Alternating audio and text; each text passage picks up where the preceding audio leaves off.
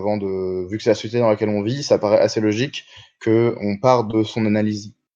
Le premier point que j'ai envie de traiter, c'est la marchandise.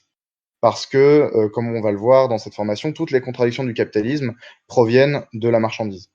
La marchandise, pour le dire très simplement, c'est un produit qui est issu du travail, c'est-à-dire qui est produit par des gens dans la société humaine, même si c'est des robots qui l'assemblent, c'est des gens quelque part qui ont designé les robots, qui supervisent la chaîne sur laquelle c'est produit, etc., qui l'expédient, qui le vendent dans le magasin, etc. Donc c'est issu du travail humain et c'est un produit qui va s'échanger ou se vendre sur un marché.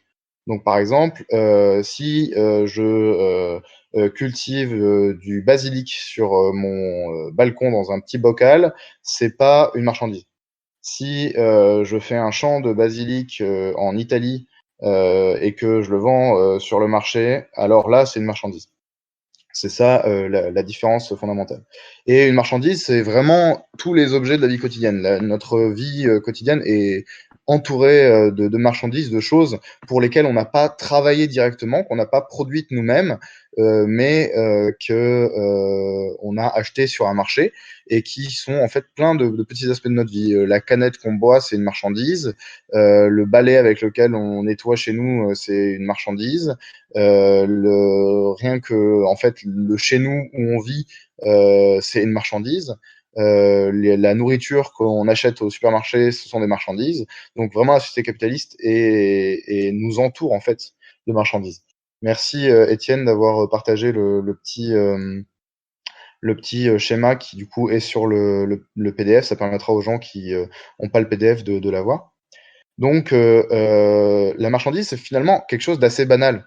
C'est quelque chose qui existe sous toutes les formes autour de nous, sous des formes qui sont très différentes, parce que par exemple, du coup, le logement, c'est une marchandise, l'électricité, c'est une marchandise, mais comme on a dit, une canette, c'est une marchandise. Et a priori, quand on regarde juste comme ça, on se dit pas qu'il y a un grand rapport entre la canette de Coca et l'appartement qu'on loue ou l'électricité qu'on paye à EDF. Pourtant, toutes ces choses-là sont des marchandises. Et le fait que la société capitaliste est une société marchande dans laquelle nous sommes entourés constamment de marchandises fait qu'on n'a pas de recul dessus. C'est logique pour nous d'acheter des choses qui sont le produit du travail d'autrui avec la monnaie que l'on a en fait. Donc c'est important de partir de cet élément-là parce que c'est l'élément le plus petit, le plus banal de la société capitaliste, mais qui finalement permet d'en expliquer toutes les ramifications. La marchandise, elle a un double aspect qui est très important à comprendre pour savoir pourquoi elle explique les contradictions du capitalisme. D'un côté, elle a une valeur d'usage. La valeur d'usage, c'est le besoin qu'elle remplit. Donc, si on reprend par exemple la marchandise logement, un appartement, une maison, un studio, etc., etc., une caravane, j'en sais rien. La marchandise logement, sa valeur d'usage, c'est de loger. C'est assez logique. On a un logement pour se loger, pour avoir un toit, pour pouvoir survivre. Mais d'un autre côté, cette marchandise-là n'a pas qu'une valeur d'usage. Elle a un deuxième aspect, qui est un aspect important, qui est sa valeur tout court. Et sa valeur, ça a une définition très importante en économie, qui est la valeur, c'est la quantité de travail social qui est cristallisée en elle, qui est cristallisée dans cette marchandise, et qui va déterminer sa valeur d'échange. Sa valeur d'échange, on va dire, c'est son prix. Donc, d'un côté, il y a la valeur d'usage, le besoin qu'elle va remplir, et de l'autre côté, il y a cette valeur qui, en fait, s'incarne dans le prix qui n'est pas exactement la valeur. Donc, on va y revenir. Qu'est-ce que la valeur? La valeur, on a dit, c'était une quantité de travail social cristallisé. C'est-à-dire, quand on parle de travail social cristallisé, on veut dire que, à l'échelle de la société, une marchandise va prendre un certain travail, en fait, à être produite. Par exemple, si je prends une chaise en 2020, alors je dis ça en me basant sur rien, donc je connais pas l'industrie de la chaise, mais une chaise en 2020, disons qu'elle prend 1 heure à être produite. Donc la quantité en fait de travail social qui est cristallisée dans cette chaise, c'est 1 heure. Est-ce que ça veut dire que si moi je fais une chaise et que je mets 2 heures à la faire, elle a 2 fois plus de valeur? Non. Si moi je mets une chaise, je mets 2 heures à faire une chaise, ou que l'entreprise A met 2 heures à faire une chaise, alors que l'entreprise B met 1 heure à faire une chaise, ça change pas le fait qu'à l'échelle de la société, les chaises mettent 1 heure à être produites. C'est-à-dire qu'à l'échelle de la société, même si moi je mets des jours à produire une chaise, ma chaise n'aura pas plus de valeur si, à moins qu'elle ait un aspect différent, c'est-à-dire que ça soit une chaise, je sais pas, de collection, une chaise d'ébéniste ou des choses comme ça qui pourraient faire que là, c'est pas la même marchandise. Mais pour une chaise standard, en fait, si je mets 3 jours à la faire alors que Ikea l'a fait en 1 heure, et ben la valeur de ma chaise à moi que j'aurais mis 3 jours à faire, ça sera exactement la même que celle d'Ikea. J'aurais juste un très grand retard technique sur Ikea. Donc la valeur, en fait, elle est déterminée à l'échelle de la société. Donc la société produit un certain nombre de biens et de services en un certain temps, avec une certaine efficacité, une certaine productivité, ce qui donne en fait une certaine valeur aux marchandises. Évidemment, dans une société, par exemple, désertique, où il y a très peu de points d'eau, l'eau est une marchandise qui, si elle est distribuée, peut avoir une valeur supérieure à d'autres marchandises. Dans une société où l'eau est abondante et où il y a des rivières à tous les coins de rue, alors l'eau, à ce moment-là, n'a pas une valeur très élevée. Donc ça, c'est aussi déterminé par à quel point c'est difficile d'obtenir la marchandise en question et ensuite de la vendre sur le marché. Et évidemment, en règle générale, là où les humains se sont établis, c'est des endroits où il y avait de l'eau, et du coup, l'eau n'était même pas une marchandise, parce que l'eau, les humains étaient tellement proches de l'eau que c'était absurde de vendre l'eau comme une marchandise. C'est devenu, avec la société capitaliste, possible de vendre l'eau sous la forme d'une marchandise avec Nestlé, etc. et d'autres monopoles qui font ça, sous la forme de l'eau en bouteille, et puis l'eau du robinet qu'on paye aussi en tant que marchandise parce qu'elle est délivrée chez nous directement et qu'elle est traitée dans des usines, etc. Mais ça aurait paru absurde pour l'ensemble, enfin très très longtemps dans l'humanité, de payer pour de l'eau et que l'eau soit une marchandise. Euh, il y avait autre chose que je voulais dire au niveau de la valeur. C'était, oui, que du coup, la valeur, la quantité de travail social qui est cristallisée dans une marchandise, elle peut changer. Si aujourd'hui les chaises mettent 1 heure à être faites, si demain il y a une grande avancée technologique et qu'on met une demi-heure à faire les chaises, alors la valeur des chaises va progressivement décliner parce qu'on sera capable de faire plus de chaises en moins de temps, donc à l'échelle de la société, nos chaises ne coûteront plus la même chose. C'est le processus qui se passe avec beaucoup d'objets techniques, même si certains objets restent très chers, des objets qui coûtaient l'équivalent de plusieurs mois de salaire il y a quelques années ou quelques dizaines d'années, aujourd'hui ça coûte une fraction d'un salaire. Donc c'est une évolution en fait de la quantité de valeur qui est dans ces marchandises. La marchandise, du coup, ce que nous apprend cette double caractéristique, ce double aspect, d'un côté la valeur d'usage qu'elle remplit, de l'autre côté sa valeur, qui va donner son prix, c'est elle contient en fait en elle-même la contradiction qui est inhérente au capitalisme. D'un côté, la marchandise, elle est produit du travail social. C'est-à-dire que la marchandise, je l'achète, mais je ne sais pas qui l'a fabriquée. Je sais à peu près d'où elle vient en termes de pays, et encore, c'est pas souvent très clair. Parfois, elle vient de plusieurs pays, etc. Enfin, les t-shirts, par exemple, ça vient de plein de pays différents. Si on prend le coton, l'endroit où est fait l'assemblage, etc., etc. Je connais pas les gens qui ont fabriqué cette marchandise-là.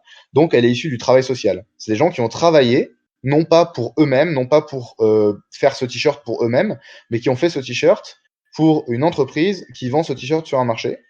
Et ce marché, il est disponible non pas à toute la société humaine, parce que on n'en est pas là, quoique avec Amazon, peut-être que tout sera proposé sur les 5 continents d'ici pas si longtemps que ça, de manière totalement standardisée, mais elle est proposée sur un marché qui peut être local, qui peut être national, un supermarché, une chaîne, etc.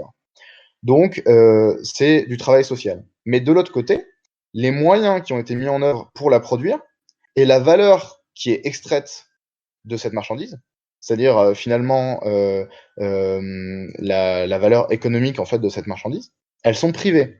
Elles sont accaparées par un propriétaire capitaliste. C'est-à-dire qu'il y a quelqu'un qui détient l'usine, l'atelier, le magasin, l'entrepôt, ça peut même être l'autoroute maintenant. Enfin, tout peut être une marchandise et peut être détenue en moyen de production, qui en fait s'accapare la valeur de cette marchandise une fois qu'elle est créée et qui s'accapare en amont les moyens de produire cette marchandise. Et c'est parce qu'il a les moyens de produire cette marchandise, ou qu'ils ont, parce que c'est rarement aujourd'hui une seule personne, on n'est pas à l'époque du capitalisme à la papa, maintenant il y a beaucoup d'actionnaires, etc. C'est parce qu'ils détiennent en fait ces moyens de production, de fonds d'investissement et tout ça, qui détiennent ces moyens de production, qu'ils peuvent en extraire la valeur. Ils disent, voilà, bah, nous, on détient les murs, on détient les machines, on détient le capital, donc c'est parce qu'on a ce capital que ensuite on, on récupère en fait ce que la marchandise nous donne finalement, c'est-à-dire la valeur, la valeur qui s'incarne du coup en monnaie, mais on y reviendra plus tard.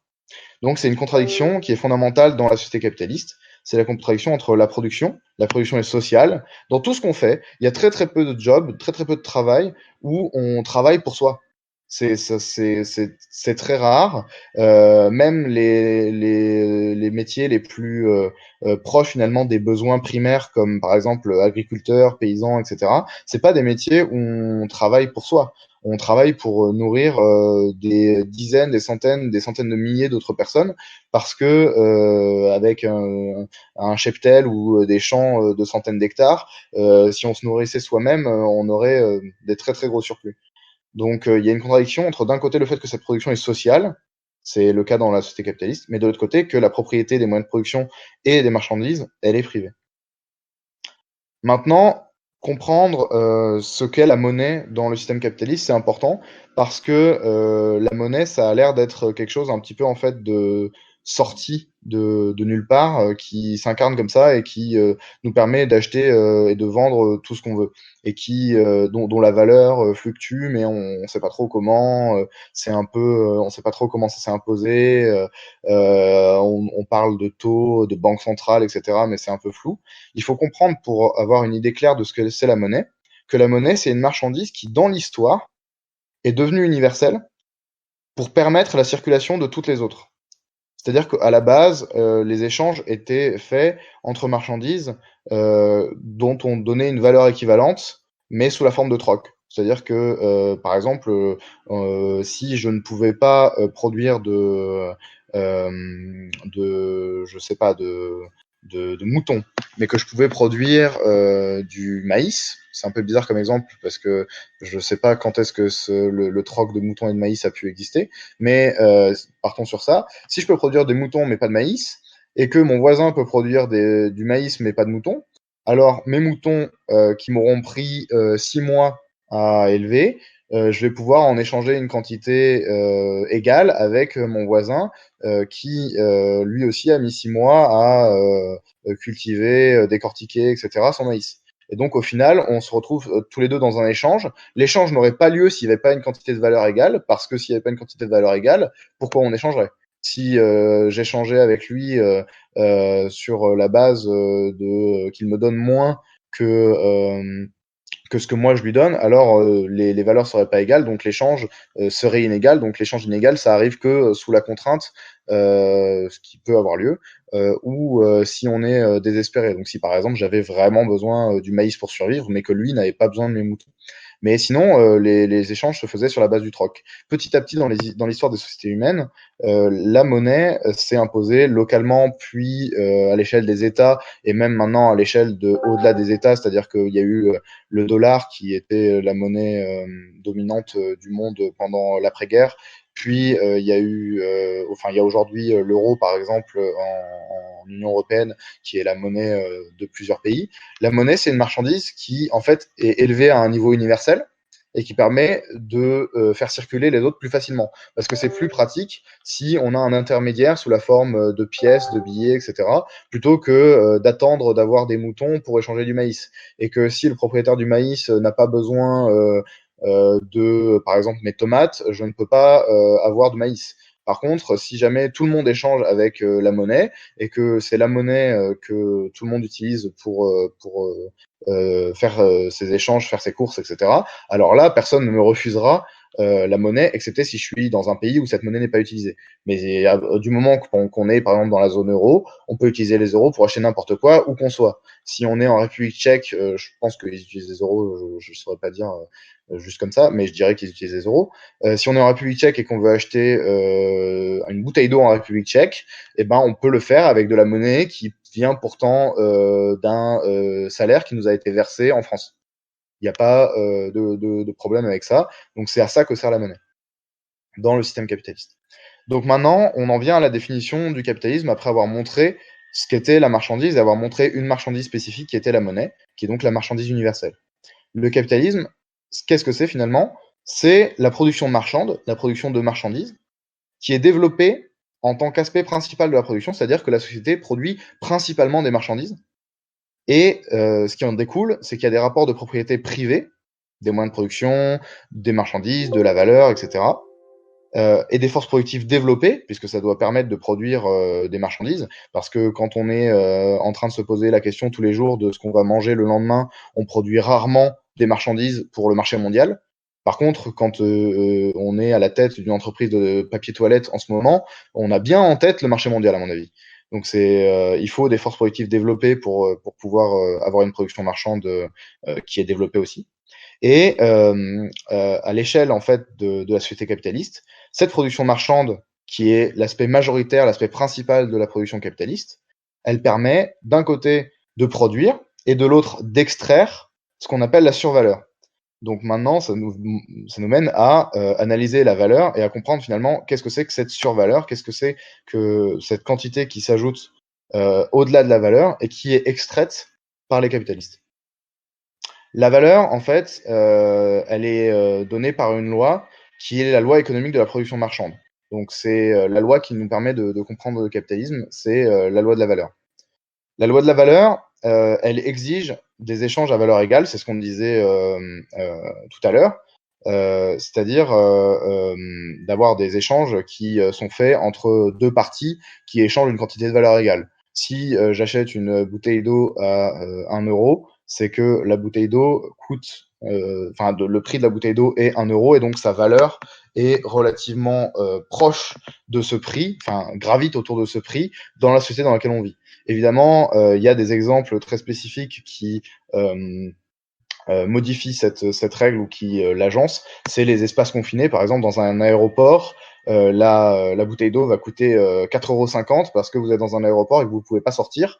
Et que du coup, c'est comme s'il y avait une mini-société où la valeur de l'eau est d'un coup un peu plus haute. Donc, à ce moment-là, cette loi, en fait, s'ajuste en fonction de la société. Et comme on a dit, même si aujourd'hui les valeurs sont relativement on va dire, se retrouvent assez lissées au niveau mondial parce que les échanges vont très très vite et on peut avoir des produits qui sont fabriqués en Chine, qui sont fabriqués un peu partout.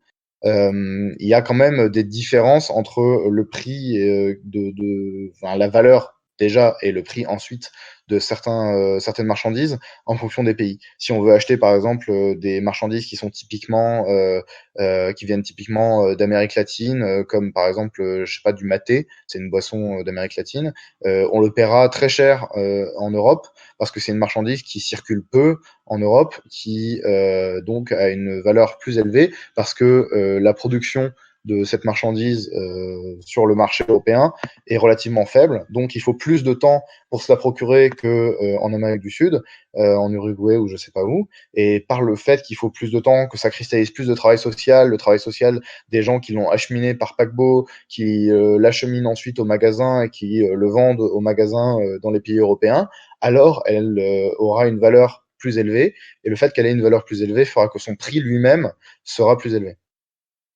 Donc, dans la société capitaliste, il existe donc ce rapport d'offre et de demande, et il existe aussi une anarchie de la production.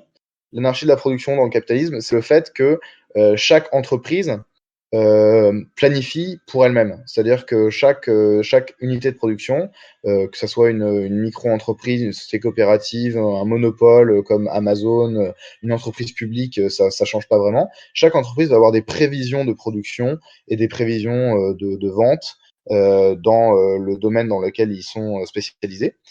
Et en fait, c'est une production qui est anarchique parce que chaque agent va tenter d'avoir le meilleur retour possible sur son investissement, c'est-à-dire avoir la meilleure, le meilleur taux de profit à la fin de l'année fiscale, à la fin de son activité.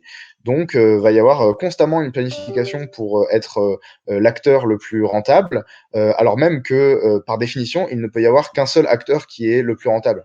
Et donc, cette anarchie de la production va causer le fait qu'il va y avoir des entreprises qui vont être moins compétitives que d'autres, qu'il va y avoir des pays qui vont être moins compétitifs que d'autres dans certains domaines, que les entreprises qui vont être moins compétitives que d'autres vont être en retard, par exemple, au niveau des investissements, vont être en retard au niveau de la productivité, du développement de la production technique, etc., etc. Ce qui va faire que ces entreprises-là vont finalement fermer, se faire racheter par les entreprises qui sont plus rentables, etc., etc. Et ce qui va faire que, en fait, toute cette anarchie de la production-là fait que beaucoup de la production est inefficace dans le capitalisme. Et on le voit bien finalement avec la période actuelle de confinement, c'est que y a quand même beaucoup de jobs qui se sont arrêtés ou qui ont été passés en télétravail, où les gens télétravaillent pas du tout le même nombre d'heures qu'ils sont présents quand ils sont au bureau ou dans leur job habituel. Et pourtant, la société s'est pas effondrée en un jour. Les gens qui la font tenir, c'est évidemment la classe ouvrière qui travaille à la production, la circulation et distribution de marchandises et qui est directement impliqué dans la production marchande qui nous fait survivre tous les jours.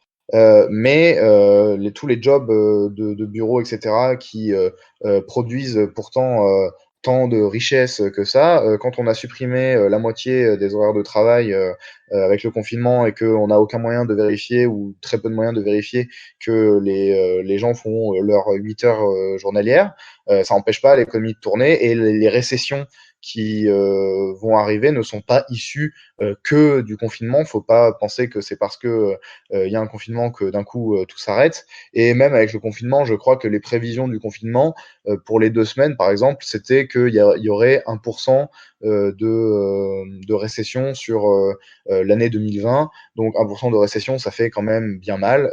Mais si on se dit que c'est que 1 sur une base 100 et que la base 100 c'est quand même tout ce qu'on produit en France sur une année, bah, finalement ça fait un peu une goutte d'eau dans un grand bol et ça montre bien qu'il y a beaucoup de jobs qui ne servent à rien sous le capitalisme, beaucoup de planification qui est inefficace parce que par exemple les brevets font que l'avancée technologique et technique est gardée au sein d'une seule entreprise et du coup les autres entreprises ont des produits inefficaces ou moins concurrentiels pendant un assez grand nombre d'années pour permettre à une entreprise en particulier de faire le max de profit. On voit bien que à l'échelle de la société humaine globale dans le monde entier, le fait par exemple que chaque pays recherche ses propres recherche et développement, donc ses propres technologies, ça ralentit le niveau de la recherche. On peut le voir rien qu'avec finalement le coronavirus, avec le fait que par exemple le gouvernement américain via Trump a essayé de mandater une entreprise pharmaceutique allemande, donc les Allemands sont assez forts dans les laboratoires et la pharmaceutique. Ils ont essayé de mandater une entreprise allemande pour produire le vaccin pour le coronavirus, mais seulement pour les États-Unis. Donc on voit bien que cette anarchie de la production-là dans la société capitaliste, elle entraîne en fait des déséquilibres, elle entraîne des problèmes, des contradictions dans la société qui produisent en fait des hausses et des baisses de prix qui vont tourner autour de l'axe de la valeur. C'est-à-dire que il peut y avoir dans la société capitaliste des hausses et des baisses de prix, des soldes, des baisses de prix soudaines dues à une certaine situation économique ou des hausses soudaines si d'un coup certaines matières premières deviennent chères par exemple, mais ça va rester globalement autour de l'axe de la valeur. Si on reprend le fait que des matières premières deviennent chères, si les matières premières deviennent chères, c'est que la valeur de ces matières premières a augmenté parce que c'est devenu d'un coup plus dur de s'en procurer pour une raison ou pour une autre et la quantité de travail qui est mise à l'intérieur pour s'en procurer a augmenté. Par conséquent, la valeur du produit qui a augmenté de prix a elle-même augmenté. Donc, le prix s'axe toujours à peu près autour de cette valeur-là. C'est important à comprendre pour ne pas confondre valeur et prix et pour en même temps essayer de comprendre pourquoi les prix peuvent fluctuer autour de cet axe de la valeur constamment. C'est par l'anarchie de la production de la société capitaliste. Maintenant, la loi de la valeur, elle régule aussi, c'est le deuxième aspect, malgré le fait qu'il y ait cette anarchie de la production, la loi de la valeur régule quand même l'anarchie de la production pour faire en sorte que la société fonctionne. C'est-à-dire que si l'anarchie de la production faisait que toutes les entreprises faisaient faillite, ben, il y aurait plus de société, on serait pas en train de parler sur Discord là ce soir. Non, il y a quand même une loi qui régule tout ça, c'est la loi de la valeur, et qui fait qu'en fait cette anarchie de la production sous le capitalisme agence le capitalisme. On peut prendre en référence certains économistes qui parlent de la main invisible, même si c'est fantasmé par les libéraux et que ça n'a pas été exprimé comme ça la première fois que ça a été exprimé par Adam Smith. L'idée d'une main invisible, c'est-à-dire d'une loi économique finalement qui régule le marché et fait que le marché peut fonctionner malgré cette énergie de la production, c'est important à comprendre dans l'économie capitaliste. Et c'est sur cette base, sur la base en fait de cette idée-là que la plupart des théories économiques bourgeoises vont s'agencer. Parce que soit les théories économiques bourgeoises vont dire oui, il y a une régulation du marché, mais il faut que l'État interviennent pour enlever certaines marchandises du marché, par exemple les humains ne doivent pas être une marchandise, que du coup le marché soit régulé non pas seulement par son autorégulation, mais par un organe politique. Et d'autres qui vont dire non, non, non, il faut absolument laisser toutes les marchandises au marché, il faut laisser même des pans de l'économie qui sont gérés par l'État au marché, donc par exemple la santé au marché, l'éducation au marché, même l'industrie militaire au marché, et le marché le fera mieux et de manière plus efficace parce que justement il s'autorégule, contrairement au gouvernement qui est régulé par des intérêts de classe, etc. Donc c'est des oppositions qu'on peut voir aujourd'hui dans la société. Donc les premiers dont j'ai parlé, ce seraient plutôt des gens qui seraient dans la régulation, dans l'intervention étatique, etc.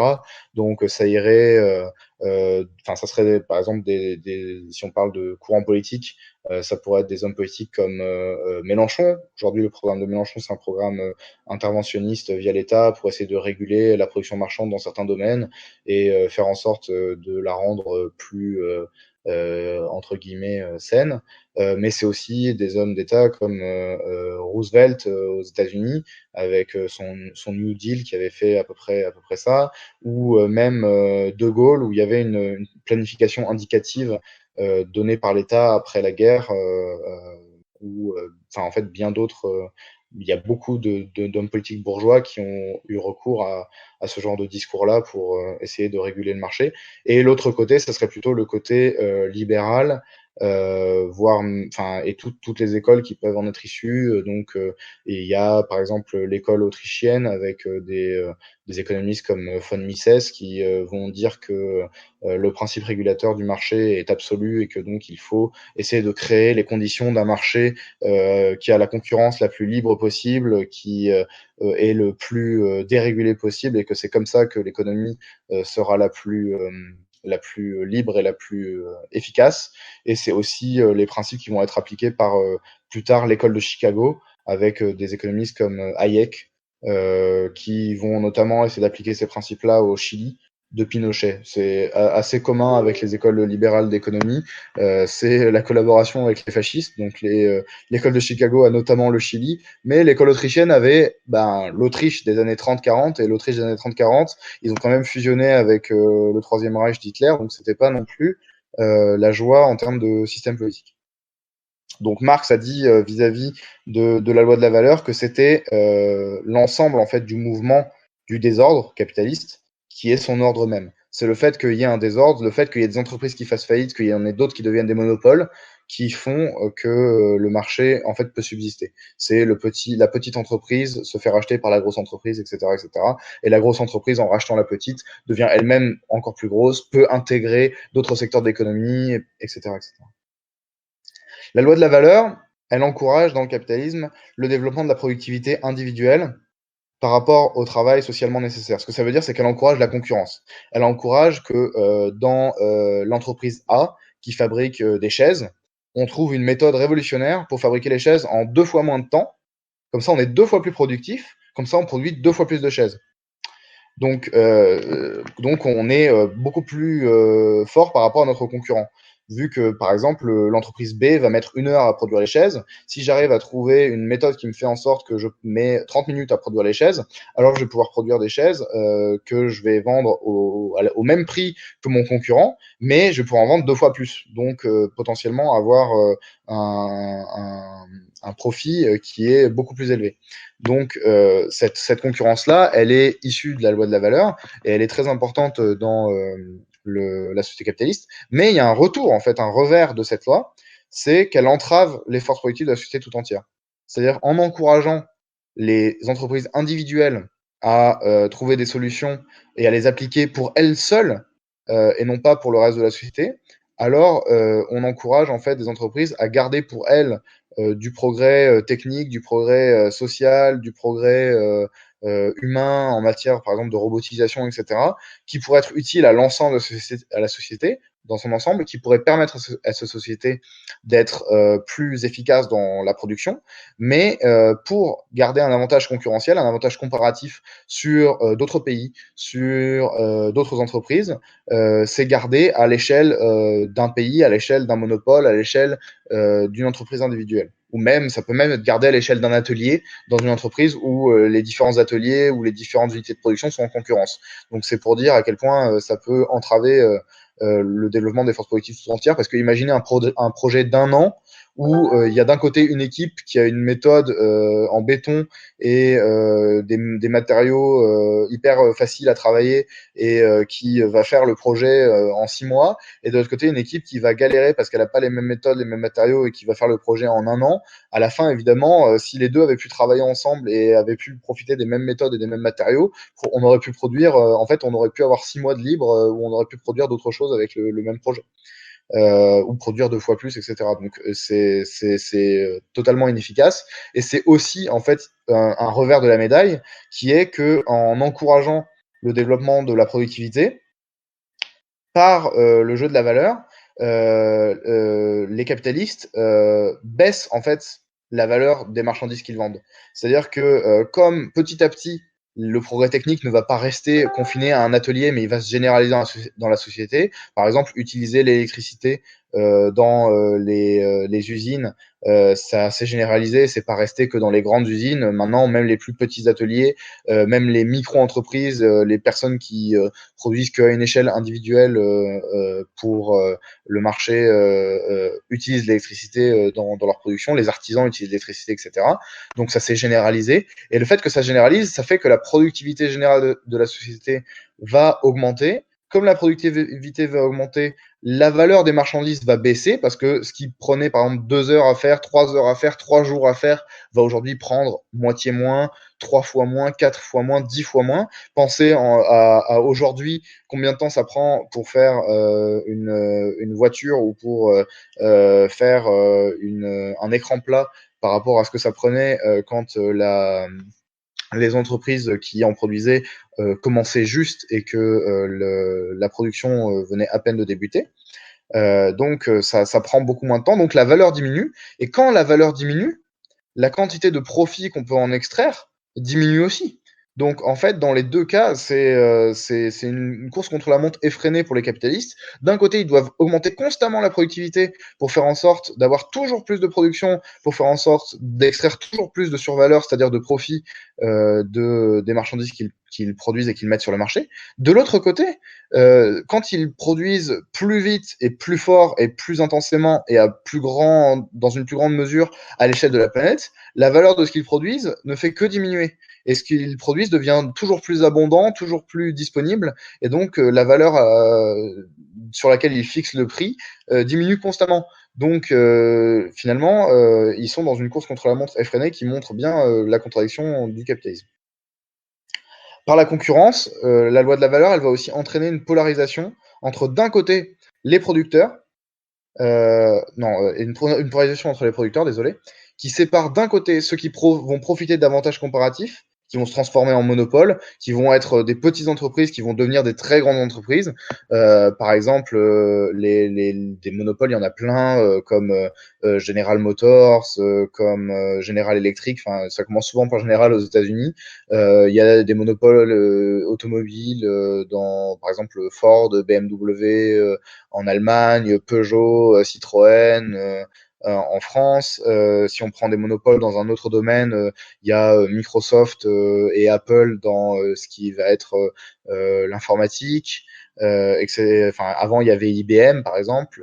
Donc, on peut trouver beaucoup de monopoles comme ça. Toutes ces entreprises ont un jour été la fameuse entreprise qui a commencé dans le garage avec une personne qui avait une idée, etc. Est-ce que elles sont devenues des gigacorporations et des très grands monopoles parce que l'idée était géniale et que la personne dans son garage qui a inventé tel truc était un génie qui méritait d'avoir une entreprise qui pesait des centaines de milliards d'euros? Non. Elles sont devenues des monopoles parce qu'elles ont réussi à s'imposer sur le marché, à racheter leurs plus petits concurrents ou à faire en sorte que leurs plus petits concurrents travaillent pour eux en tant que succursale ou en tant que comment on appelle ça quand une entreprise utilise une autre entreprise pour produire des marchandises pour elle. Filiale, non, c'est pas une filiale, sous-traitant, voilà exactement, ou en tant que sous-traitant. Donc c'est par cette polarisation-là entre les entreprises, entre les unités de production, que va y avoir d'un côté des monopoles et de l'autre côté ceux qui vont perdre au jeu de la concurrence et qui vont être éliminés de la production de marchandises par leurs pertes, qui vont donc faire faillite. Et enfin, une dernière chose à savoir au niveau de la loi de la valeur, c'est que en régulant la production marchande à l'échelle de la société et en le faisant de manière finalement invisible parce que on le voit pas comme ça sans regarder. C'est-à-dire que quand on regarde une canette de Coca, on se dit pas ah tiens elle a été produite dans un entrepôt au Bangladesh, le liquide a été fait à partir d'eau qui vient d'Inde et de sucre qui vient de Colombie. Enfin on se dit pas toutes ces choses-là. La production marchande généralisée, elle va créer le fétichisme de la marchandise. C'est-à-dire que les marchandises vont être disponibles partout. On ne va pas voir du tout derrière la marchandise tout le travail qui est nécessaire pour l'avoir acheminé ici. On ne va pas du tout voir le fait que la société dans laquelle on existe et qui nous entoure est composée de marchandises qui n'ont rien de naturel à être là. Le coca, ça n'a rien de naturel à être dans un frigo. Et je dis pas ça parce que j'en ai dans mon frigo.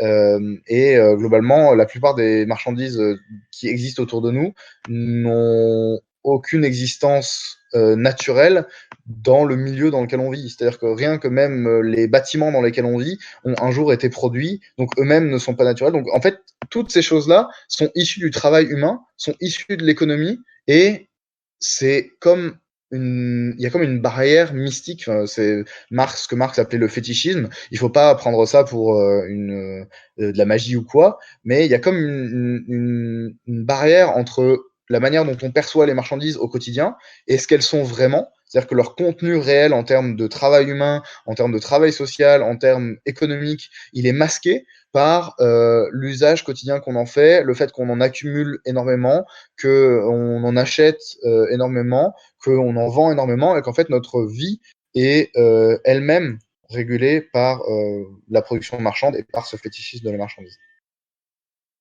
Le dernier aspect, je crois que c'est le dernier, je voudrais pas dire de bêtises. Non, il y en a un quatrième, désolé. Mais un troisième aspect de l'économie politique du capitalisme, c'est ce qu'on appelle le surtravail et ce qu'on appelle la survaleur. On a parlé de la valeur et on l'a définie. On a parlé déjà du travail, mais je pense pas qu'on ait besoin de définir le travail. Mais dans ce cas-là, on va avant tout parler du travail qui produit des marchandises. C'est-à-dire du travail qui est directement impliqué dans la production marchande. C'est pour ce travail-là que ce modèle va s'appliquer. Il y a du travail dans la société capitaliste. Par exemple, être trader, c'est un travail. Être trader, ça ne produit pas de marchandises. Ça ça permet juste de justement agir sur les marchés pour faire les investissements qui seront les plus profitables et donc répartir les capitaux. Mais répartir les capitaux n'est pas une production marchande en soi, et c'est parce qu'ils permettent que la production marchande soit plus efficace et produise plus que les traders sont payés, pas parce qu'ils produisent eux-mêmes. Donc c'est juste un exemple. Mais donc quand on parle de surtravail, on va parler avant tout de surtravail sur le travail qui produit des marchandises. Ce qu'il faut comprendre tout d'abord, c'est que la force de travail, c'est une marchandise. Qu'est-ce qu'on veut dire quand on dit force de travail? Quand on dit force de travail, c'est la possibilité, la capacité en fait qu'ont les humains à fournir un travail pour produire une marchandise. C'est-à-dire, c'est la capacité que j'ai avec mes mains, avec mes jambes, avec mon corps tout entier, mon esprit tout entier, à produire, par exemple, des cartons dans une usine de carton. Il y a besoin de cette force de travail-là pour produire des cartons, parce que même si la chaîne de carton peut être automatisée avec des robots, avec des machines qui vont venir assister, il faut bien des gens qui coordonnent ces machines, etc. Donc il y a toujours en fait un besoin de force de travail. Et cette force de travail, dans le capitalisme, c'est une marchandise, c'est-à-dire qu'elle s'achète et elle se vend sur un marché qu'on appelle le marché du travail, mais qui devrait être appelé le marché de la force de travail, parce que les gens n'achètent pas en fait, les capitalistes n'achètent pas le travail en soi, ils n'achètent pas le carton que l'on produit, ils achètent notre capacité à produire le carton, et ils achètent notre capacité à reproduire cette capacité. C'est-à-dire ils nous payent un salaire pour être capable de revenir le lendemain à l'usine en ayant le ventre plein, en ayant satisfait nos besoins primaires d'avoir un toit sur sa tête, etc. Ils n'achètent pas juste le temps qu'on passe à l'usine à produire le carton, ou au magasin à déplacer les cartons ou à vendre les cartons. Ils achètent ça vient en fait dans un pack total qui est celui de produire et de produire des marchandises et de pouvoir revenir produire des marchandises plus tard. Donc, comme toutes les marchandises, la force de travail, elle a une valeur d'usage. Sa valeur d'usage, c'est de produire des marchandises. Et elle a une valeur, tout court, qui est ce que le capitaliste rémunère l'ouvrier dans la mesure où il assure la reproduction de la force de travail. Donc c'est ce qu'on a dit, le salaire qui permet de revenir le lendemain au travail en ayant le ventre plein, en ayant ses besoins primaires qui sont satisfaits, les besoins de sa famille qui sont satisfaits, etc. Mais la valeur d'usage de la force de travail, elle est particulière par rapport aux autres marchandises. Si je bois la canette de coca, la valeur d'usage de la canette de coca qui est de satisfaire ma soif, elle va être satisfaite, et cette marchandise va disparaître et je vais me retrouver avec une canette vide et plus de marchandises. Donc j'aurais perdu en fait la valeur qui était contenue dans cette marchandise que j'aurais pu avoir si je l'avais revendue. Je vais pas pouvoir revendre cette canette une fois que je l'aurai vue. Par contre, la force de travail, quand on l'utilise, quand on la met en usage, quand on utilise donc sa valeur d'usage qui est de produire une marchandise, quand le capitaliste achète ou loue des forces de travail pour travailler dans son unité de production, dans son entreprise, la force de travail crée la valeur. Elle est à l'origine de la valeur, et le capitaliste, en fait, il fait un pari sur la possibilité qui est en général globalement atteinte. Il y a très peu de cas où ce pari-là n'est pas atteint, sinon l'économie capitaliste ne fonctionnerait pas. Le capitaliste, il parie sur la possibilité que la force de travail qu'il achète, elle produise plus de valeur qu'elle ne lui en a coûté. C'est-à-dire qu'il achète la force de travail à une certaine valeur, et il espère que ce qui est produit par l'ouvrier, l'employé, le salarié, etc., pendant le temps qu'il a acheté la force de travail, ça lui rapporte plus que ça lui a coûté. C'est ce qu'on appelle le surtravail, qu'on appelle aussi l'exploitation, et ce qui donne l'extraction de la survaleur, qu'on appelle aussi la plus-value.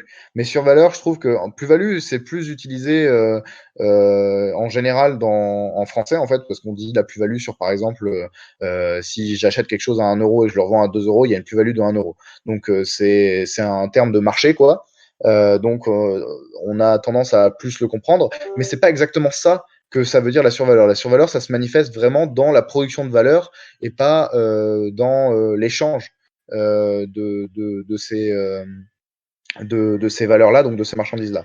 Donc, je pense que c'est plus simple quand on aborde l'économie politique de présenter en disant il y a d'un côté la valeur, de l'autre côté la survaleur qui est issue de la valeur, plutôt que de dire la valeur et la plus-value. Plus-value, valeur, on comprend à peu près que ça veut dire la même chose, enfin on comprend à peu près que c'est relié, mais c'est pas exactement le même mot. Au moins survaleur, c'est le même mot avec juste sur dessus. Donc voilà, c'est si vous avez un doute, plus-value et survaleur, c'est la même chose.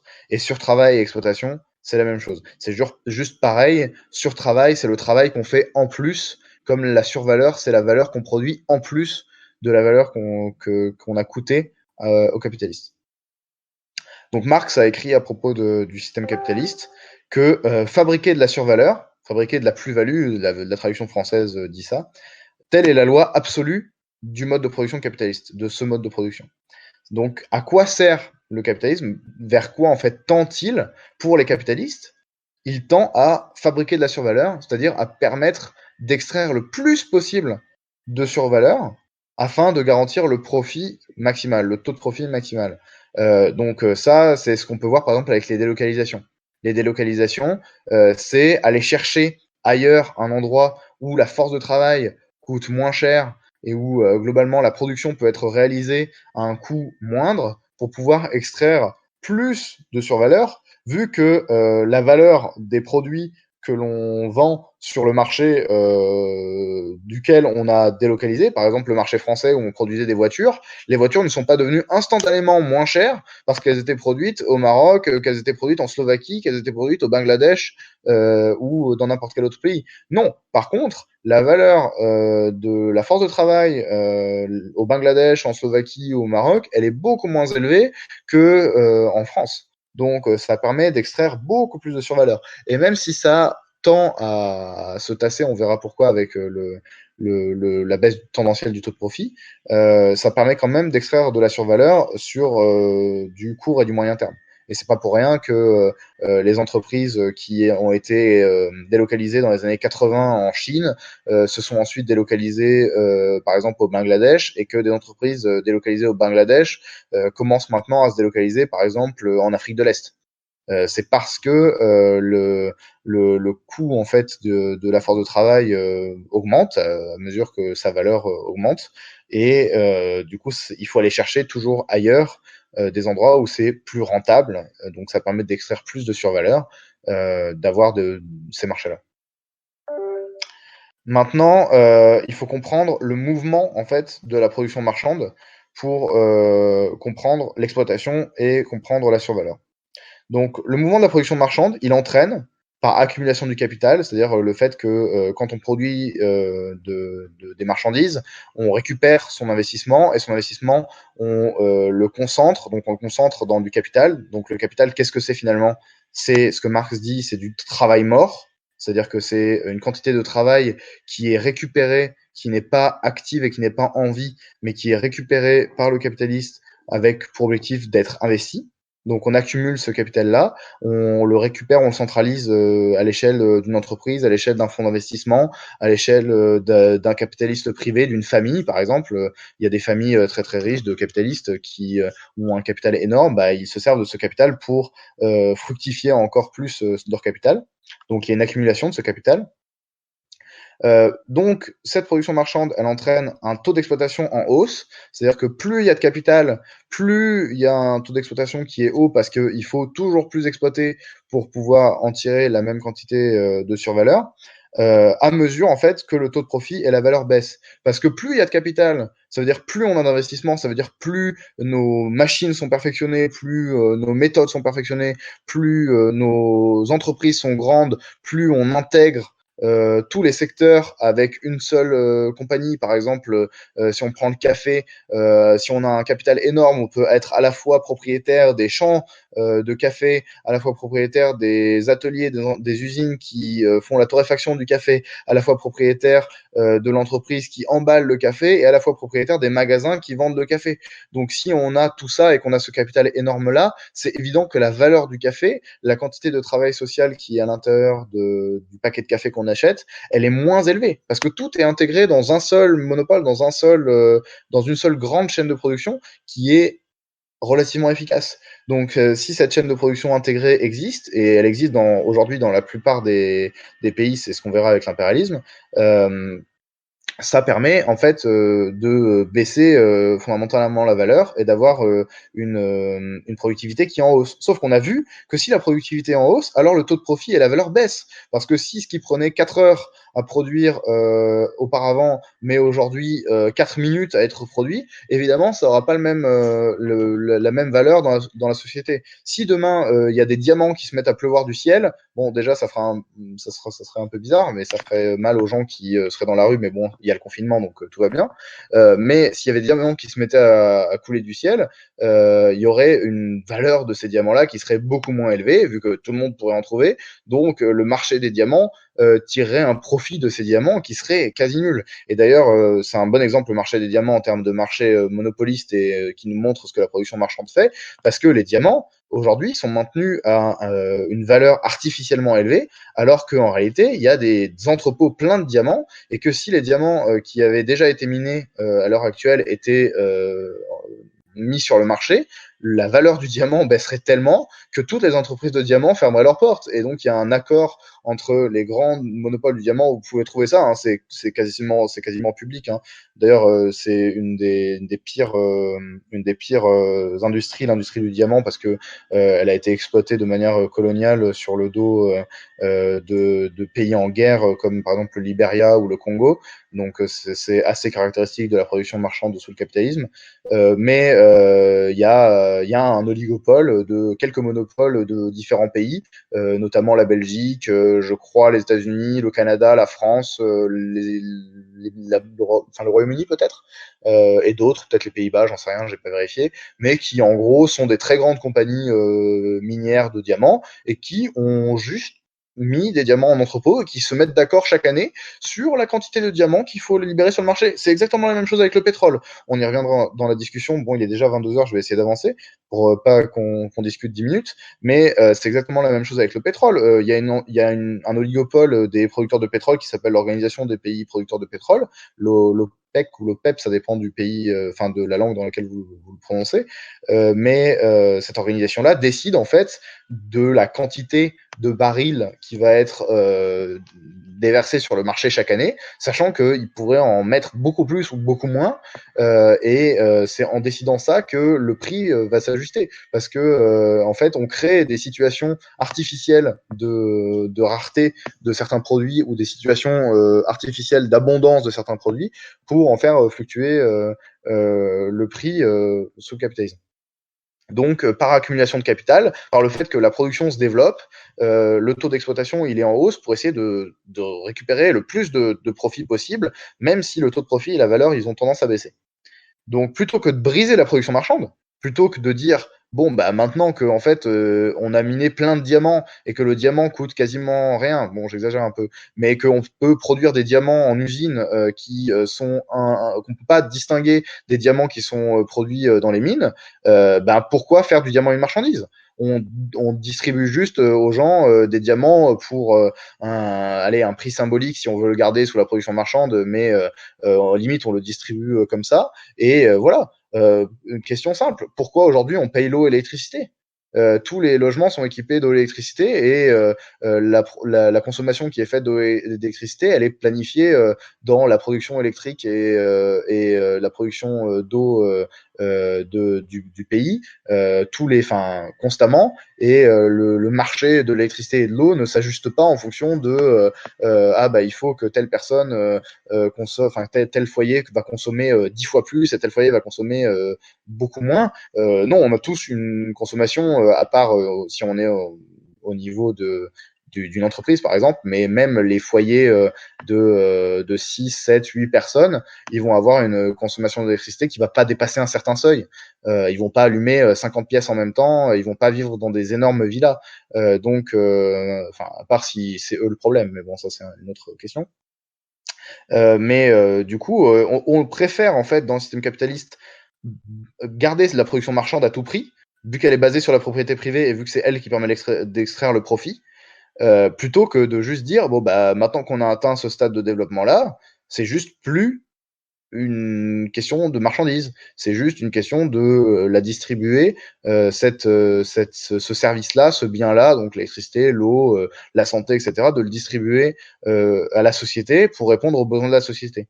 Et en fait, c'est ça le principal blocage du capitalisme, c'est que le capitalisme est parvenu à un niveau de développement qui est tel qu'il est obligé, pour maintenir la production marchande et pour faire en sorte qu'elle soit encore rentable à l'échelle actuelle, de créer des nouvelles marchandises, de choses qui n'étaient pas des marchandises hier, qui n'étaient pas des besoins hier, etc.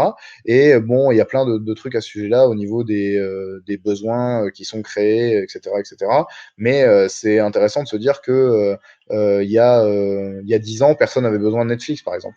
Mais par contre, ça a été créé en tant que marchandise dans le capitalisme parce que avec la production culturelle et le fait que ça pouvait être tout partagé par Internet, ben en fait, il y avait rien qui empêchait n'importe qui de se procurer tous les films qu'il voulait en cherchant un peu sur Internet. Via le téléchargement, etc. Donc Netflix a marchandisé en fait ce domaine-là de la culture en le rendant très agréable, en le rendant très avec une belle interface, etc. Mais au final, Netflix, c'est jamais que une plateforme de streaming, mais sans les pubs chiantes dessus et avec une bonne qualité. Mais on paye, enfin les gens qui payent Netflix, que je paye pas Netflix, mais les gens qui payent Netflix payent, je sais pas, 12 euros, je crois, ou 11 euros, je sais plus, par mois pour avoir ce service-là. Et donc, en fait, le mode de production capitaliste, par cette contradiction, ça l'entraîne vers des crises de surproduction qui sont régulières, qui permettent de, entre guillemets, rééquilibrer la production lorsque les contradictions sont trop intenses. Donc il y a des crises dans certains secteurs à ce sujet-là constamment. Là, on entend moins parler parce qu'il y a tellement de crises politiques constamment que c'est pas hyper actuel. Mais il y a quelques années, il y avait beaucoup de crises, notamment sur le lait ou sur les œufs, et où des agriculteurs déversaient des litres et des litres et des centaines de litres de lait qui ne valaient de toute façon rien par terre, et ils cassaient aussi des centaines d'œufs par terre en protestation parce que en fait il y avait une crise de surproduction de ces matières-là. C'était pareil, enfin ça a souvent été pareil avec le blé notamment. Enfin c'est très très visible avec les matières premières qui sont dans l'agriculture parce que en général pour s'en débarrasser vu qu'elles prennent beaucoup de place, on les brûle. Donc, je sais pas qui c'est qui a son micro, mais si je vais mute. Hop, voilà.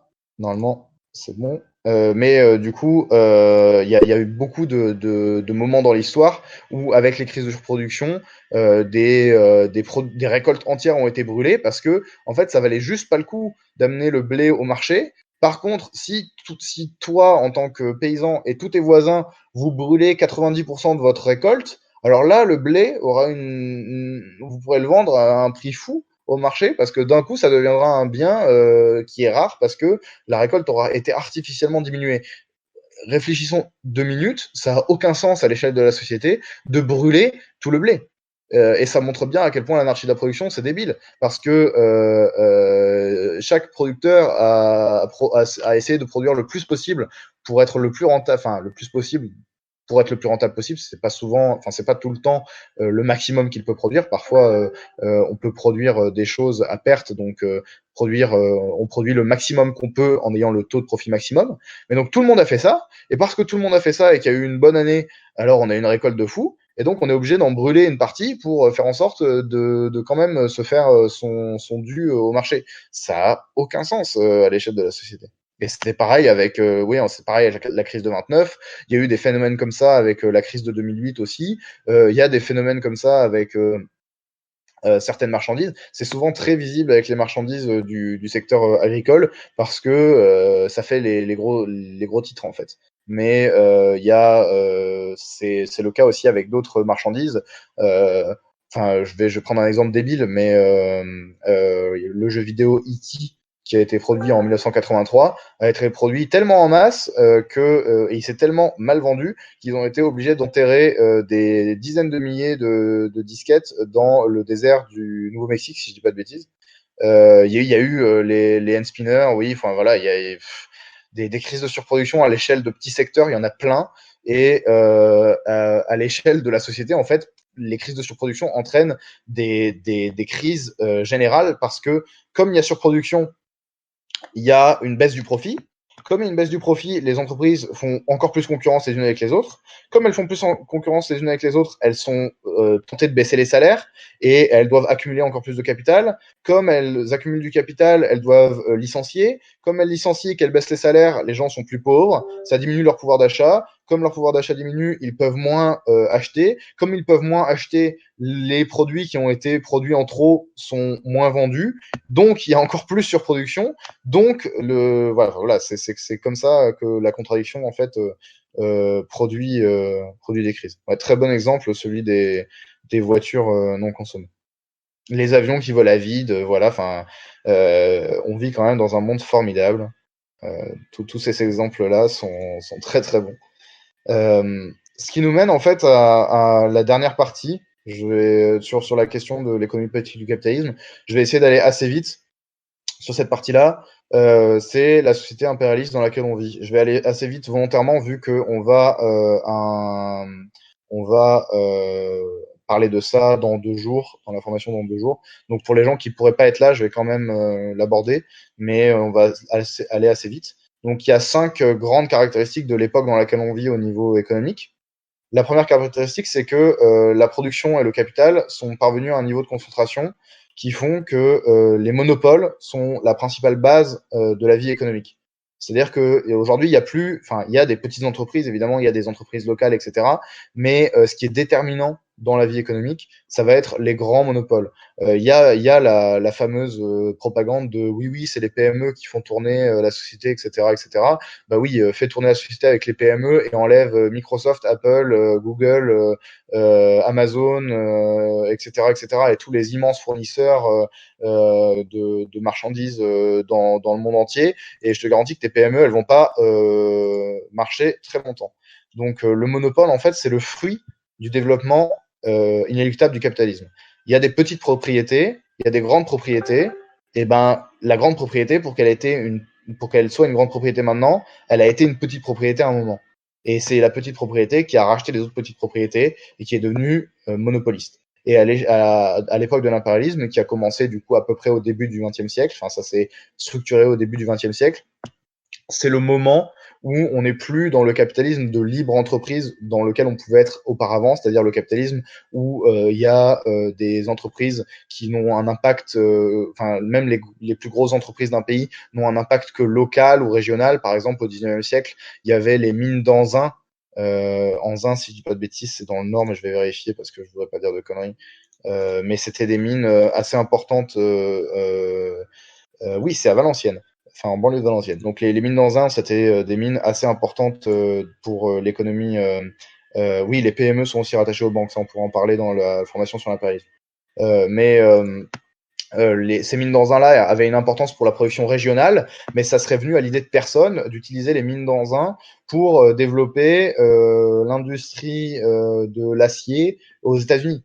Parce que la production était a trop peu développé pour que ça soit possible. Mais on est parvenu aujourd'hui à un niveau où les monopoles sont la base de l'activité économique, qu'ils existent dans plusieurs pays. C'est ce qu'on apprend à l'école, au collège, je crois, notamment quand on parle de firmes transnationales, etc. C'est-à-dire d'entreprises qui ont atteint en fait un niveau de développement énorme, qui agissent sur de multiples marchés, sur de multiples secteurs et qui en fait concentrent en leurs mains un niveau de capital énorme, parfois supérieur à celui qui est produit à l'échelle de pays tout entiers. Le deuxième aspect, c'est celui de la fusion des capitaux, c'est-à-dire que dans les pays impérialistes, il y a eu une fusion qui s'est opérée du capital bancaire et du capital industriel. C'est-à-dire qu'au XIXe siècle, il y avait une séparation qui était assez stricte entre le capital bancaire, qui du coup était le capital qui était reposé dans les banques et qui était emprunté ponctuellement pour financer des investissements et pour financer des dettes.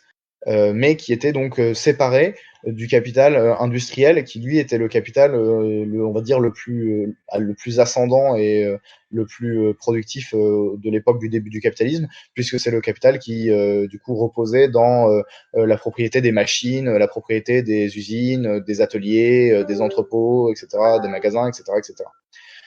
Mais en fait, ce capital-là, ces deux capitaux-là ont fusionné à la fin du XIXe siècle dans ce qu'on appelle le capital financier, qui du coup concentre l'aspect du capital bancaire, qui est de permettre l'investissement dans l'économie par l'emprunt, la dette, etc. Mais où en fait le capital industriel s'est fondu dans ce capital-là. Et aujourd'hui, tout le capital industriel, encore plus à l'échelle des, comme on a dit tout à l'heure, des PME, des TPE, etc., mais à l'échelle des monopoles également, le capital industriel n'existe que en étant fondu dans le capital financier. Il n'existe que en étant sous la forme d'actions ou sous la forme de parts, sous la forme de dettes, d'emprunts, d'obligations, etc., etc., et de plein en fait de l'ensemble des termes financiers. Et c'est ce capital financier-là qui est déterminant, puisque sur la base de ce capital financier, sur cette base économique-là, il va se dresser une bourgeoisie qui est la bourgeoisie de l'époque impérialiste, de l'époque dans laquelle on vit, qui peut être aussi qualifiée d'oligarchie financière, c'est-à-dire c'est une bourgeoisie qui a pour base le capital financier. La troisième aspect, c'est que les monopoles, ils exportent des capitaux et ils extraient des super profits. C'est-à-dire qu'ils exportent des capitaux dans d'autres pays, dans d'autres marchés. Donc, l'exportation de capitaux, c'est un instrument de l'impérialisme pour contrôler des colonies et des semi-colonies. La différence entre colonie et semi-colonie, c'est qu'une colonie, il y a une administration directe et unique des monopoles d'un pays sur un autre. Donc, par exemple, si on prend le Sénégal pendant la colonisation française, il y avait que des entreprises françaises et des monopoles coloniaux français au Sénégal, et il y avait une administration directe française au Sénégal. Avec la entre guillemets décolonisation, le Sénégal est devenu une semi-colonie, c'est-à-dire que la domination impérialiste française n'a pas bougé d'un iota. Il y a une administration supposément locale, mais qui en réalité dépend en fait des monopoles français qui dominent l'économie et la structure de l'économie dans le pays.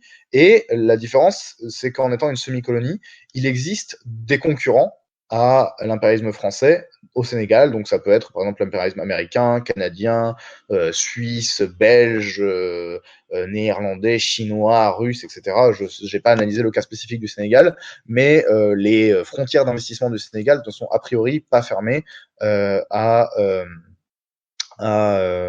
l'investissement.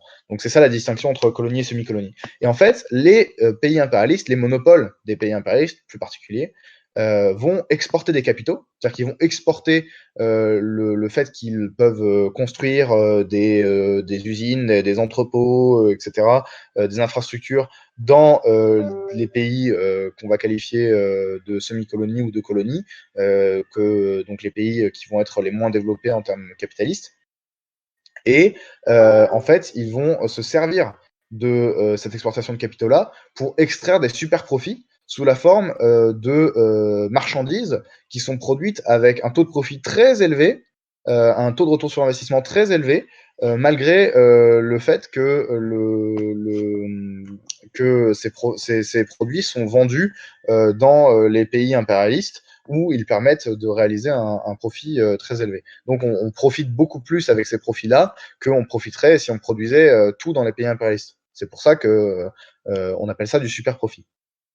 L'effet de cette exportation de capitaux, c'est de ralentir ou d'arrêter tout à fait l'accumulation de capitaux propres dans les pays qui sont dominés de cette manière-là. Parce que effectivement, si demain, tu as Nestlé qui produit du lait en poudre qui coûte rien du tout et qui est présent dans tous les magasins du pays, t'as beau vouloir produire toi aussi du lait qui sont en poudre ou pas, tu vas pas faire long feu par rapport aux forces financières en fait de Nestlé. Donc c'est pour ça que y a une incapacité, une impossibilité que le capital se développe localement. Bon, ça c'est un exemple aussi qui peut être vu, par exemple, j'ai en tête l'exemple de l'Éthiopie où il y avait un marché du textile qui était assez important et qui était en croissance dans les années 90, et l'exportation en fait des capitaux chinois du textile notamment en Afrique de l'Est et du coup notamment en Éthiopie, a totalement cassé le marché éthiopien du textile, qui aujourd'hui dépend totalement du marché chinois du textile. Donc ça a empêché l'accumulation de capitaux propres dans ces pays-là. Le quatrième aspect de l'impérialisme, c'est qu'il y a des unions internationales monopolistes qui vont se partager le monde sur le plan économique. Les monopoles, ils vont former des unions qui vont dominer les branches de l'économie capitaliste dans son ensemble. C'est-à-dire qu'ils vont former des alliances. Ça peut être des alliances sous la forme la plus économique, donc, par exemple des fusions-acquisitions. Il y avait eu il y a quelques années Monsanto qui avait racheté ou été racheté par Bayer, si je dis pas de bêtises, ou quelque chose comme ça. Donc ça c'est dans le domaine pharmaceutique, mais dans d'autres domaines comme celui de la production euh, de, de graines, enfin de semences, etc. C'était assez important. L'inverse peut-être, oui, c'était Bayer qui avait racheté Monsanto, voilà, c'est ça. Donc ça peut être des unions internationales sur le plan économique comme ça, mais ça peut être aussi des unions internationales sur le plan politique. C'est-à-dire que l'Union européenne est une alliance impérialiste qui, en fait, permet de dominer les branches de l'économie capitaliste dans son ensemble, dans une région donnée, c'est-à-dire la région de l'Union européenne. L'OTAN est une alliance impérialiste qui permet de garantir les intérêts des impérialistes dans une région donnée qui est celle de, entre guillemets, l'Atlantique Nord, parce que jusqu'à preuve du contraire, la Turquie n'est pas dans l'Atlantique Nord, mais du coup, globalement, qui permet de garantir les intérêts des impérialistes, et notamment les intérêts des impérialistes américains, britanniques, allemands, français, etc., dans la zone d'Europe de l'Ouest à la base, et aujourd'hui également d'Europe centrale, de l'Est, du Sud, du Moyen-Orient, et même du Maghreb. Donc c'est important de savoir ça d'un côté, mais de l'autre côté, c'est important de comprendre que ce qui est fondamental dans ces unions-là, c'est que ces unions, elles sont déterminées par la lutte et non pas par l'unité.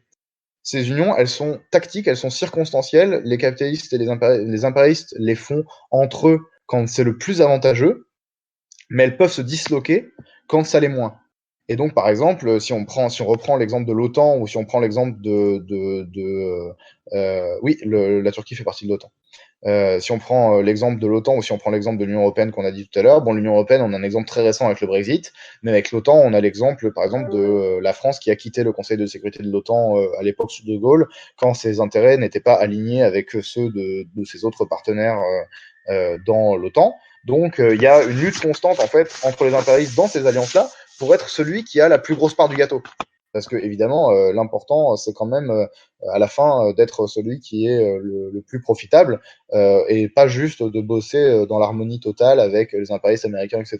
C'est assez limpide si vous écoutez des gens qui travaillent dans les domaines des monopoles français, par exemple, ou qui travaillent dans la défense française, l'espionnage, le complexe militaro-industriel français, etc., genre Dassault, etc. Si vous regardez des interviews de ces gens-là ou des rapports qui sont écrits par ces gens-là, etc., les alliés, c'est jamais des alliés éternels et des alliés sur lesquels on peut compter en permanence et pour toujours, etc. C'est des alliés de circonstances. Et on a des alliés, mais pas d'amis. On a des alliés qui peuvent être nos amis un jour, mais qui peuvent être nos ennemis le lendemain.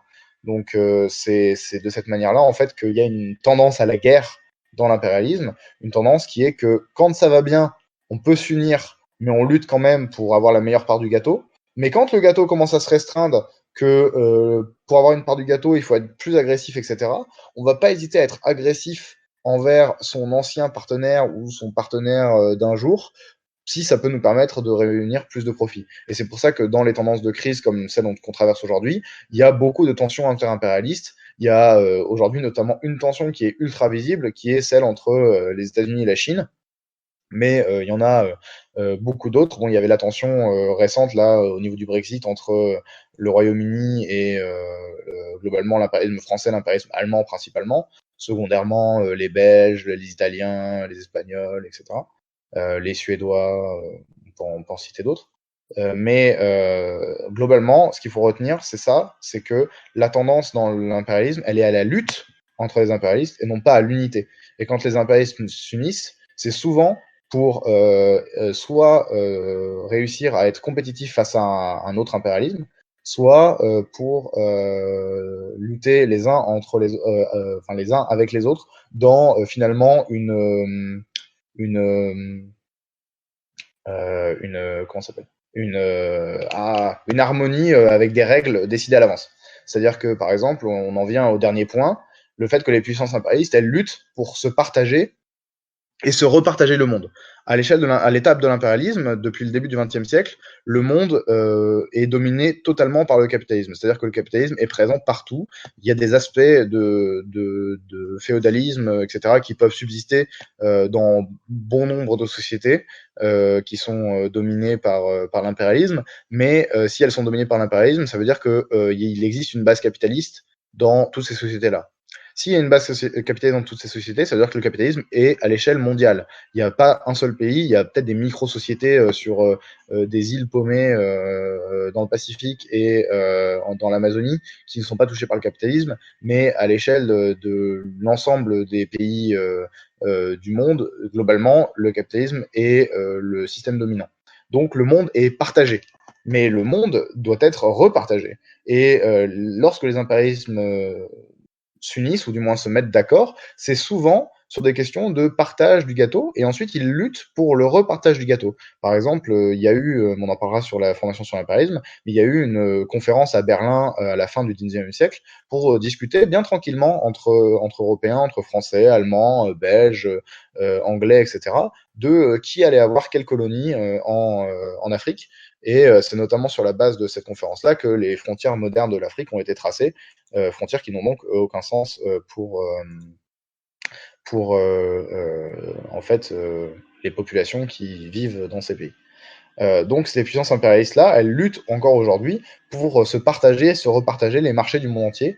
Et le partage et le repartage des colonies et des semi-colonies entraînent nécessairement la guerre, parce que si je veux, maintenant que le monde est partagé intégralement, m'intégrer sur le marché d'un pays donné, par exemple, si je veux m'intégrer sur le marché, si aujourd'hui je suis une entreprise impérialiste, enfin une entreprise, un monopole américain, et que je veux m'intégrer sur le marché sénégalais, eh ben, je vais devoir m'intégrer au détriment des Français qui sont déjà intégrés ici. Donc les Français vont devenir les concurrents principaux. Donc on va lutter. Et si nos intérêts divergent à tous les niveaux des secteurs de l'économie, à niveau de toutes les branches, alors il peut y avoir une crise qui se déclare et une guerre qui peut éclater.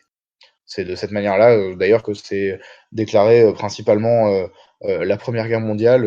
Enfin, c'est vraiment limpide à analyser, de voir les contradictions qu'il y avait entre les pays impérialistes au niveau des colonies et des semi-colonies à cette époque-là, et à quel point ça a pu jouer dans le déclenchement de la Première Guerre mondiale. Pour finir sur l'impérialisme, c'est le capitalisme pourrissant. C'est un capitalisme qui est stagnant, qui est militarisé, c'est-à-dire que pour maintenir son influence sur les pays dominés, il les opprime souvent par la force. On a l'exemple de l'Irak, on a l'exemple de la Syrie, etc. La bourgeoisie n'est pas une classe de génie qui invente des solutions à tous nos problèmes et qui nous permet, grâce à des self-made man, d'avoir des produits toujours plus développés. Non, la bourgeoisie est devenue rentière. La bourgeoisie est composée de gestionnaires de fonds d'investissement et de gestionnaires d'actifs qui sont des très grands bourgeois et qui souvent même ne gèrent même pas eux-mêmes leur portefeuille d'actions et délèguent ça à d'autres personnes et qui se contentent de faire des apparitions publiques et des conférences, etc., payer des centaines de milliers de dollars et à vivre dans leur villa et dans leur grand manoir pour en fait sans rien produire pour la société, juste parce qu'ils sont à la tête de capitaux. L'impérialisme produit également une aristocratie ouvrière, qui est la partie du prolétariat, de la classe ouvrière, qui profite le plus des super profits de l'impérialisme. Donc souvent, ça va être dans les entreprises qui sont les plus perfectionnées, dans les secteurs qui sont les plus perfectionnés, que va y avoir le plus gros taux d'aristocratie ouvrière, c'est-à-dire des gens qui produisent des marchandises qui donc sont exploitées, mais dont l'exploitation est atténuée par le fait qu'ils reçoivent des miettes qui viennent de l'exploitation des pays du tiers-monde. ça ne veut pas dire qu'ils ne sont pas exploités, et ça ne veut pas dire qu'il n'y a pas de prolétariat dans les pays impérialistes. Au contraire, il y en a un, mais ça veut dire qu'il existe une fraction de ce prolétariat-là qui peut être, entre guillemets, acheté via des miettes. Donc, par exemple, on peut penser à tous les syndicats de cogestion qui peuvent exister et qui, globalement, mènent la danse dans certains secteurs qui sont pourtant des secteurs ouvriers et qui, en gros, sont en collaboration avec l'État tant qu'on leur accorde quelques miettes à la fin du partage du gâteau. L'impérialisme, il aggrave également la contradiction entre la bourgeoisie et le prolétariat. Il aggrave la contradiction entre pays impérialistes et peuples opprimés, et il aggrave la contradiction entre pays impérialistes eux-mêmes. Et enfin, je vais terminer assez rapidement du coup sur la question des bases de l'économie politique du socialisme, parce que ça fait déjà 1h40 qu'on a commencé. Maintenant qu'on a déterminé ce que qu'est le capitalisme, qu'est-ce qui détermine le socialisme? Est-ce que ce qui détermine le socialisme, c'est la propriété collective? C'est le fait que tout est collectivisé. Est-ce que ce qui détermine le socialisme, c'est la propriété d'État? Est-ce que c'est que tout est nationalisé? Est-ce que ce qui détermine le socialisme, c'est l'intervention de l'État? C'est quand l'État fait des investissements, quand l'État intervient dans l'économie, quand l'État a son mot à dire, qu'il fixe des prix, etc. Ou est-ce que ce qui détermine le socialisme, c'est l'absence de production marchande? C'est-à-dire qu'il faut qu'il n'y ait plus aucune production marchande, qu'on ait dépassé ça totalement pour qu'il y ait le socialisme? La réponse à cette question, c'est que la transition socialiste, c'est une période, donc c'est important de comprendre que c'est une période, que c'est pas quelque chose de figé, c'est quelque chose qui est une transition, qui est un développement, qui est un mouvement en fait. C'est la période pendant laquelle une société non communiste se transforme en société communiste. Ça peut paraître con dit comme ça, mais ce que ça veut dire que y a un certain nombre d'aspects qu'on peut identifier qui nous montrent que cette société-là, elle mène bien au communisme et elle mène bien en fait à ce mouvement-là. Elle accomplit réellement ce mouvement-là. J'en ai listé quelques-uns, mais c'est pas exhaustif. Il y a l'élimination du travail salarié, c'est-à-dire que petit à petit, on se repose de moins en moins sur le travail salarié, et c'est aussi pour ça que il n'y a que sous la transition socialiste que la robotisation, la mécanisation, etc., ça peut réellement servir le prolétariat et réellement servir la société tout entière, parce qu'on ne le fait non pas pour maintenir un taux de profit, mais on le fait pour dégager du temps, faire baisser la valeur de marchandises, etc. Donc éliminer le travail salarié. Éliminer la production marchande progressivement, c'est-à-dire faire en sorte que de plus en plus de marchandises passent dans le secteur non marchand.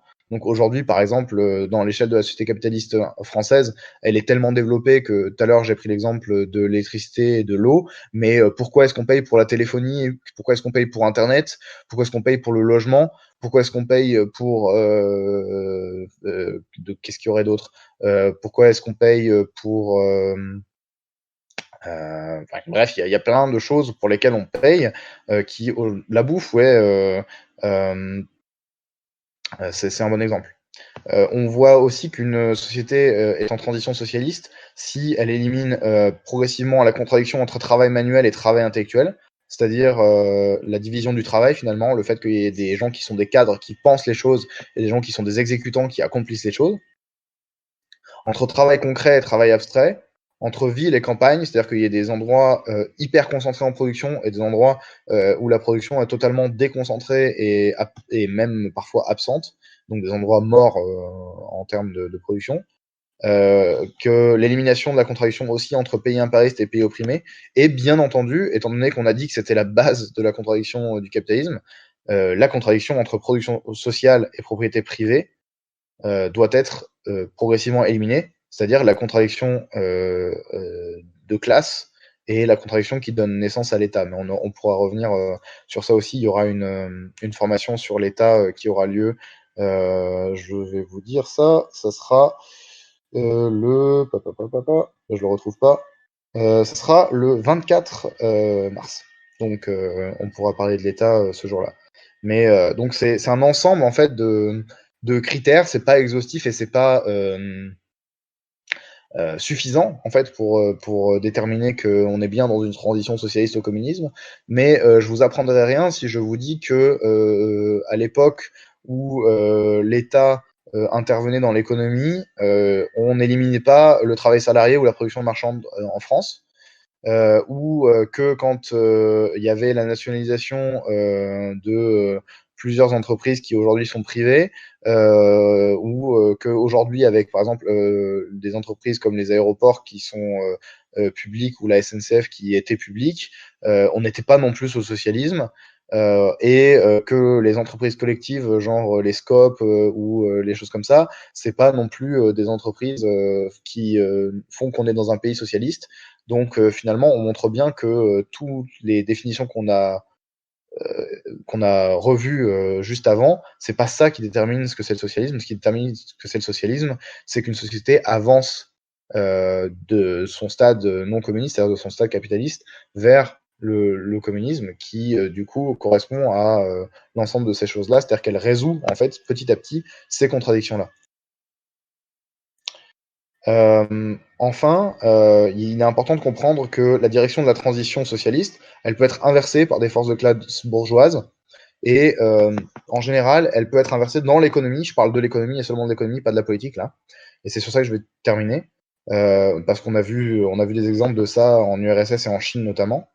Elle peut être inversée par la liquidation de la planification démocratiquement centralisée, par donner le pouvoir aux gestionnaires et aux managers qui finalement deviennent des capitalistes, par l'accaparement du surplus qui est produit dans la société au profit d'investisseurs privés et d'individus qui du coup deviennent des capitalistes et qui sont en général les gestionnaires, les managers, et aussi les officiels de l'État, etc. En prenant le profit comme indicateur de base de l'économie, comme le capitalisme, en mettant en avant la concurrence interne, exacerbée, et en calquant un système de prix sur le marché libre, qui en général ne marche pas, parce que ça c'est un truc qui a été fait par exemple dans les pays d'Europe de l'Est, notamment en Yougoslavie, mais aussi dans plusieurs pays d'Europe de l'Est, genre la Hongrie, la Bulgarie, etc., dans les années 60-70, et en URSS aussi, avec plusieurs réformes. En fait, faire un système de prix en prétendant garder le socialisme, mais en simulant un marché, bah, c'est inefficace. Finalement, pourquoi ne pas avoir un marché? Le marché est plus efficace qu'un faux marché qu'on fait en calcul et qu'on n'applique pas dans la réalité.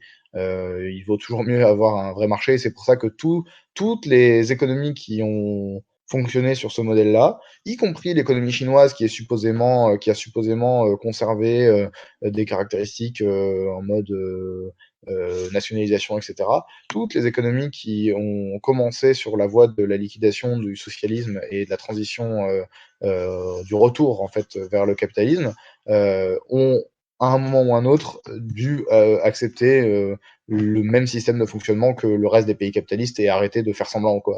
Donc l'URSS qui s'est transformée Russie capitaliste en 1991, c'était pas le socialisme parfait jusqu'en 1991 et d'un coup boum en 91 le capitalisme personne n'avait vu venir.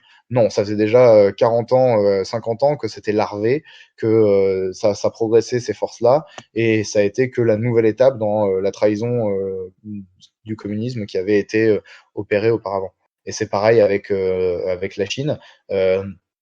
Aujourd'hui, l'impérialisme chinois, même si il continue à se prétendre rouge et à mettre des marteaux faucils à différents endroits de son drapeau, il n'a plus rien à voir avec le communisme et n'avance aucunement vers le communisme. Et on peut établir ça en fait sur la base de critères économiques, ceux que j'ai listés là, et il y en a d'autres qu'on peut donner, mais c'est les principaux, quoi. Pour terminer, la dernière diapositive, page 30, je vous invite à la regarder pour ceux qui ont le PDF. Pour ceux qui l'ont pas, je vais la copier-coller dans l'onglet formation. C'est une série de bouquins ou brochures, etc., qui du coup sont des sources et des livres qui permettent de comprendre plus en profondeur ces questions, parce que j'ai pas j'ai pas approfondi énormément beaucoup de sujets. J'espère que ça a été assez clair. Ça aura duré plus longtemps que j'ai pensé, mais on va tout de suite passer à la discussion pour pas que ça soit trop lourd pour les personnes qui voudraient pas trop tarder à aller se coucher vu qu'il est déjà quasiment 23h. Donc je vais me mute et je vous conseille d'écrire les questions, les sujets de débat, etc. Et j'invite les gens qui ont des micros et qui sont des micros pas trop dégueulasses à allumer leur micro et on va pouvoir parler tous ensemble. Voilà.